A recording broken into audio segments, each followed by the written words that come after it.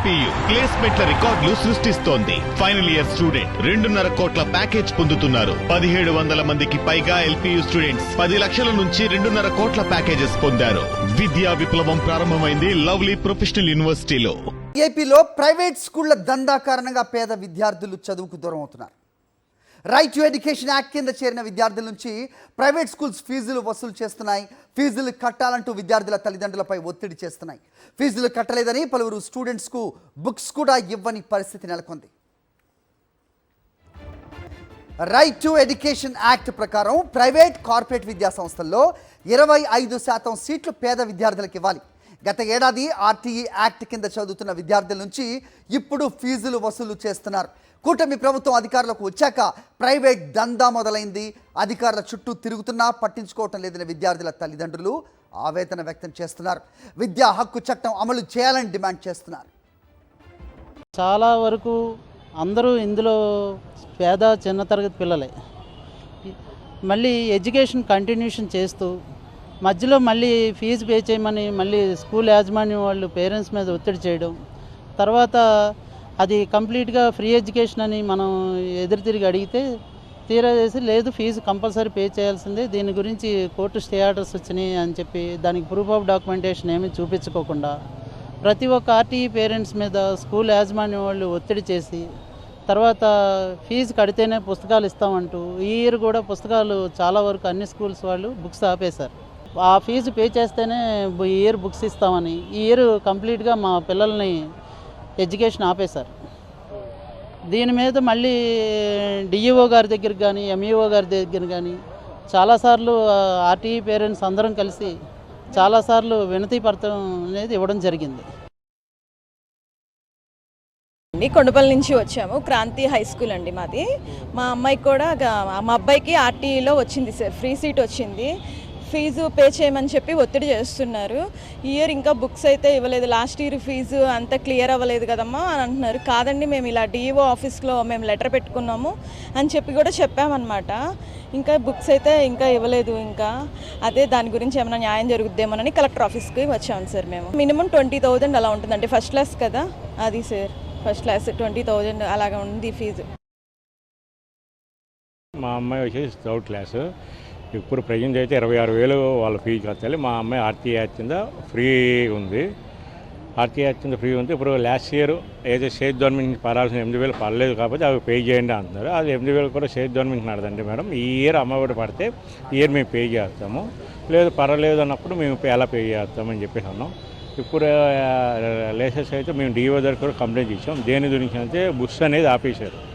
Books అయితే మేము ఇప్పుడు ఇవ్వలేము, ఆ ఫీజు క్లియర్ అవుతేనే అది ఓపెన్ అయ్యిద్ది అని చెప్పేసి అయితే ఒక ఏంటంటే డిఓ దగ్గర నుంచి లెటర్ తీస్తున్నాయి. ఆ డిఓ దగ్గర లెటర్ కూడా మాకు ఇలా కాదు అఫీషియల్గా కావాలి అని చెప్పేసి అన్నారు. అండ్ మొన్న సండే ఏం చేశారు, సండే అయితే ఉంది అని చెప్పేసి అన్నారు. సండే అయితే వచ్చి బుక్స్ తీసుకొని వెళ్ళండి అన్నారు. ఎంతవరకు కరెక్ట్ అండి? మీకు ఎక్కడి నుంచి ఆర్డర్ వచ్చాయి? మాకు బుక్స్ ఆపేశారు, మీరు ఆపమన్న దానికి ఎక్కడి నుంచి వచ్చాయి పైనుంచి, మీకు ఎక్కడ ఆర్డర్ రాలేదు. అండ్ రెండోది ఇప్పుడు డాక్యుమెంట్లు ఏది ఆల్రెడీ ప్రీవియస్ మేము ఆల్రెడీ ఆర్టీఈ యాక్ట్లో ఉన్నాం. ఏవైతే ప్రీవియస్ డాక్యుమెంట్లు అయితే ఏవైతే ఉన్నాయో అవి సబ్మిట్ చేయమంటున్నారు. వాళ్ళు మమ్మల్ని అథారిటీ అయితే మమ్మల్ని అఫీషియల్ జరుగుతున్నారు, మీ సైడ్ నుంచి అఫీషియల్ ఏది రావట్లేదు. రైట్, ఇదే అంశంపై మరిన్ని అప్డేట్స్ మా కరెస్పాండెంట్ సురేంద్ర ఇస్తారు. సురేంద్ర చెప్పండి, పిల్లల భవిష్యత్తును కూడా లెక్క చేయటం లేదు వీళ్ళు. సో బుక్స్ ఇవ్వనట్టయితే కనుక వాళ్ళ చదువులు ఎలా సాగుతాయి? అలాగే రైట్ టు ఎడ్యుకేషన్ యాక్ట్ కింద చదువుతున్న పిల్లల దగ్గర కూడా స్కూళ్ళు వసూలు చేయటం ఏ మేరకు ఇది సమంజసం అనే ప్రశ్న వస్తోంది. ఏం చెప్తున్నారు? సో తల్లిదండ్రుల ఆవేదన మనం చూసాం. సో స్కూల్ యాజమాన్యాలు నోరేమన్నా మెదుపుతున్నాయి ఏంటి మీ దగ్గర ఇన్పుట్స్?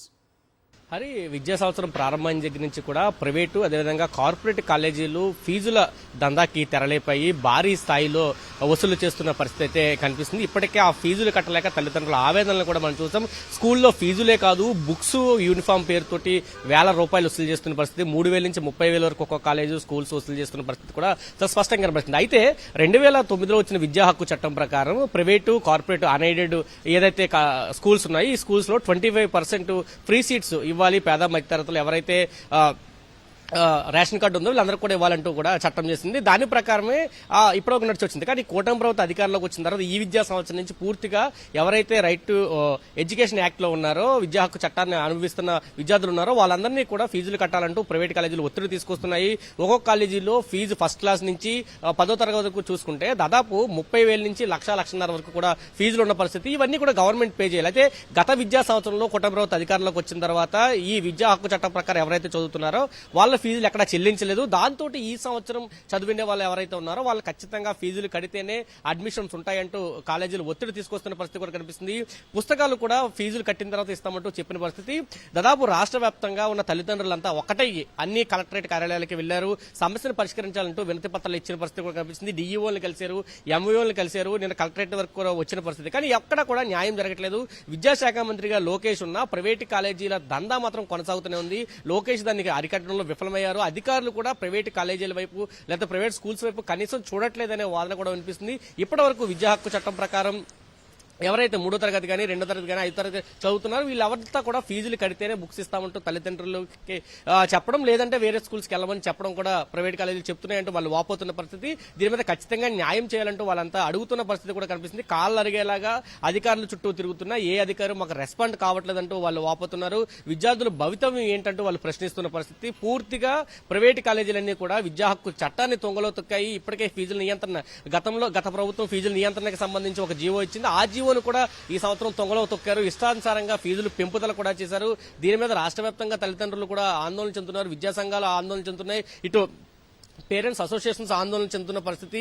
లక్షల్లో ఫీజులు వసూలు చేస్తున్న పరిస్థితి కూడా కనిపిస్తుంది. విద్యా హక్కు చట్టం అమలవకపోతే కనుక మా పిల్లల భవితవ్యం ఏంటంటూ కూడా వాళ్ళు అడుగుతున్న పరిస్థితి కూడా అన్ని చోట్ల కనిపిస్తుంది. ఒకవేళ ప్రభుత్వం కనుక తక్షణం చర్యలు తీసుకోకపోతే కనుక ఆందోళన కూడా సిద్ధమవుతామంటూ వాళ్ళు చెప్తున్నారు. ఈ సంవత్సరం అంటే రీసెంట్ గా ఎడ్యుకేషన్ సెక్రటరీ ఉన్న బి శ్రీనివాసులు చెప్పారు దాదాపు 8,000 మంది 1వ తరగతి నుంచి ఈ విద్యా హక్కు చట్టం ప్రకారం మేము అనుమతులు ఇచ్చామంటూ. కానీ ఇప్పటికే విద్యా హక్కు చట్టాన్ని అనుభవిస్తూ ఎవరైతే ఉన్నారో ప్రైవేట్ స్కూల్స్ లో వాళ్ళందరి భవితవ్యం కూడా ఇప్పుడు అగమ్య గోచరంగా తయారైంది. కొత్తవి కాదు, పాత వాళ్ళ పరిస్థితి ఏంటనేది కూడా అడుగుతున్న పరిస్థితి అయితే చాలా స్పష్టంగా ఉంది. దీని ద్వారా దాదాపు ప్రైవేట్ కాలేజీలో చదివే లక్షలాది మంది విద్యార్థులు ఇప్పుడు ఫీజులు కట్టలేని పరిస్థితుల్లో ఉన్నారనేది చాలా స్పష్టంగా అర్థమవుతుంది ఉందని చెప్పాలి. హరి రైట్ సురేంద్ర.